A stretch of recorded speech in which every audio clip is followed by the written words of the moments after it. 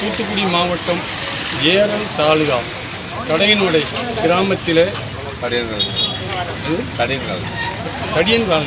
கடியன்காலி கிராமத்தில் இவர்கள் அனைவரும் பட்டியலின பழங்குடி வகுப்பை சார்ந்தவர்கள் பல நூற்றாண்டு காலமாக அங்கே வசித்து வருகிறார்கள்.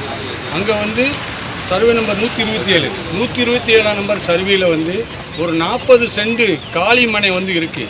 அந்த இடத்த அந்த கிராமத்து மக்கள் தங்களுடைய குழந்தைகள் விளையாடுவதற்காகவும் ஒரு பயிற்சி அது விளையாட்டு திடலாக வச்சுருக்காங்க. நல்ல நாளுக்கு கல்யாணம் முடிக்க ஒரு சிறு பொதுவான உபயோகத்துக்காக அந்த இடம் இருக்குது. இப்போ அந்த சர்வே நம்பர் 127 உள்ள 40 சென்ட் இடத்த தாலுகா அலுவலகத்தில் உள்ளவர்களும் சில தனிநபர்களும் அரசு அதிகாரிகளுக்கு சில பணங்கள் கொடுத்து அதில் பட்டா கேட்டு அவர்கள் மனு கொடுத்திருக்கிறார்கள். அதற்கு அதிகாரிகளும் நாங்கள் அவர்களுக்கு பட்டா கொடுப்போம் என்று அவர்கள் சொல்கிறார். பட்டா கொடுக்கிறது அந்த ஊரை சார்ந்த மக்களுக்கு யாருக்குமே கிடையாது. அங்கு குடியிருக்கிற மக்கள் யாருக்குமே பட்டா கிடையாது. வெளியூர்லேருந்து கொண்டு நபரை உள்ளே இறக்கி அவங்களுக்கு பட்டா கொடுத்து அங்கே ஒரு பிரச்சனையை தூண்டுவதற்காக வருவாய்த்துறை அதிகாரிகள் திட்டமிட்டு செயல்படுகிறார்கள்.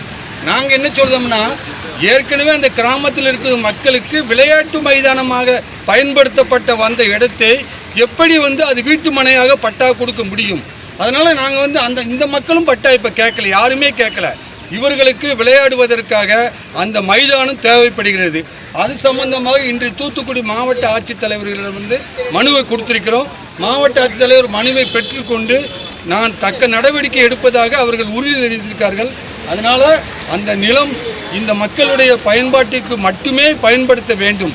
வேறு யாருக்கு அந்த நிலத்தை அபகரிக்க நினைத்தாலும் நாங்கள் விடமாட்டோம்.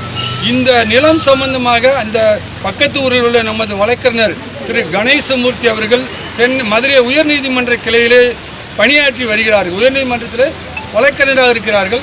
அவர்கள் மூலமாகவும் நாங்கள் பொதுநல வழக்கு தாக்கல் செய்வதற்காக இருக்கிறோம். அதனால் இன்றைய தினம் கொடுக்கப்பட்ட மனு மீது 30 நாட்களுக்குள் நடவடிக்கை எடுக்கப்படும் என்று உத்தரவாதம் தெரிவித்திருக்கிறார்கள்.